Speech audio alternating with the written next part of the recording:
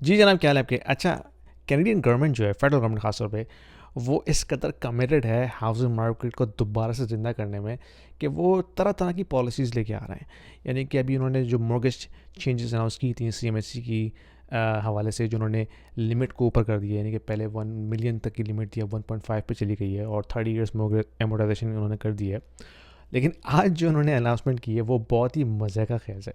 यानी कि उन्होंने आज जो अनाउंसमेंट की है वो ये है कि अगर आप होम ओनर हैं और आप अपनी बेसमेंट को कन्वर्ट करना चाहते हैं बेसमेंट स्वीट में, या आपके पास गैराज में कोई स्पेस है तो आप उसको कन्वर्ट करना चाहते हैं एक अनदर एक्सटेंशन के, या आप अपनी बैकयार्ड में लेन वे स्वीट बनाना चाहते हैं, तो गवर्नमेंट आपको अलाउ कर रही है कि आप अपने पूरे घर की मॉर्गेज को रीफाइनेंस कर सकते हैं और अप टू 90% LTV निकाल सकते हैं। 90%। और जो लिमिट उन्होंने सेट की है रीफाइनेंस की घर के लिए वो है $2 मिलियन। यानी कि अगर आपके पास घर है, ठीक है, आपकी मॉर्गेज अगर पे ऑफ हुई है तो बहुत ही अच्छी बात है, और आपके पास बेसमेंट खाली है और आप इसको फर्निश करना चाहते हैं, बनाना चाहते हैं एक बेसमेंट स्वीट, तो गवर्नमेंट आपको अलाउ करिए कि आप अप टू 90% LTV निकाल सकते हैं रीफाइनेंस करके। और सबसे जो मज़े की बात है वो ये है कि उस पूरे कैपिटल को गवर्नमेंट सपोर्ट यानी कि बैक कर रही है सीएमएससी के थ्रू। अच्छा, अगर आपको नहीं पता सीएमएससी क्या चीज़ है, सीएमएससी जो है वो एक गवर्नमेंट का इदारा है जो कि बैंक के कैपिटल को इंश्योर करता है। भाई अगर आपने मॉर्गेज लेना है ना, तो जो बैंकिंग स्टैंडर्ड है वो ये है कि आपने मिनिमम 20% तो डालना ही डालना है, क्योंकि बैंक आपको फिर हाई रिस्क कंसिडर करता है अगर आप 20% से कम डिपॉजिट डालते हैं। ठीक है, आपको बैंक कहता है you are a high risk borrower. तो उस केस में जो है बैंक कहता है यार तुम तो मुझे इतनी रिलायबल नहीं लगते हो, तो मैं तुम्हें लोन नहीं दूंगा। तो गवर्नमेंट कहती है कि भाई बैंक का रुक जाओ, मैं तुम्हारा कैपिटल इंश्योर करता हूँ, अगर ये बोरोवर जो है डिफ़ॉल्ट होता भी है तो we will pay you back your capital principal amount, don't worry about this. तो सीएमएससी बेसिकली गवर्नमेंट का इदारा है, लेकिन उसको कौन बैक करता है? टैक्स पेयर, मैं और आप। ठीक है, मैं और आप जैसे लाखों कैनेडियंस जो हैं जो टैक्स पे करते हैं, हम मिलके बैंक का कैपिटल इंश्योर कर रहे हैं उन बोरोवर्स के लिए जो कि हाई रिस्क हैं। अब आप ये सोचें कि अगर ये हम इनकी इंटेंशन को सही मान भी लें गवर्नमेंट की कि भाई हाउसिंग क्राइसिस है और नए रेंटल यूनिट्स आने चाहिए मार्केट में, तो बहुत अच्छी बात है। लेकिन सवाल ये पैदा होता है कि क्या ये सोल्यूशन स्केलेबल है? यानी कि दो चॉइसेस हैं ना आपके पास, या तो गवर्नमेंट जो है जो पर्पस बिल्ड रेंटल प्रॉपर्टीज़ होती हैं उनको फंड करे। वो कौन बनाता है? वो बिल्डर्स बनाते हैं जो कि प्रोफेशनल लोग हैं, जो कि इस काम में महारत रखते हैं।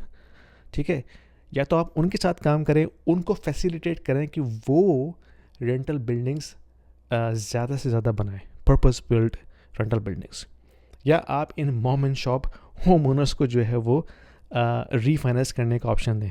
कौन सा सोल्यूशन जो है वो स्केलेबल है? You let me know in the comment section.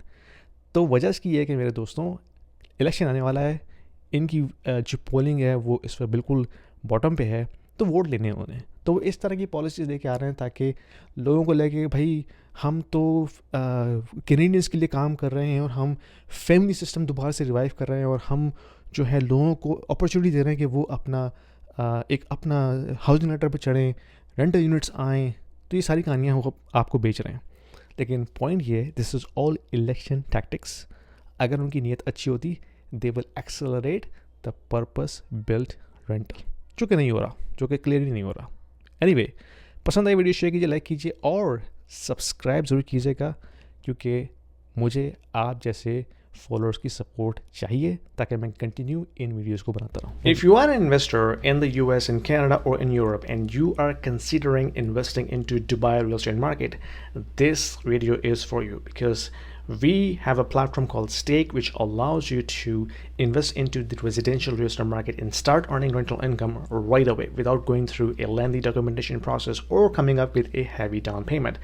Stake is built upon the concept of crowdfunding. So it is democratizing the entire investment strategy and allows you to own a single unit of the entire investment portfolio.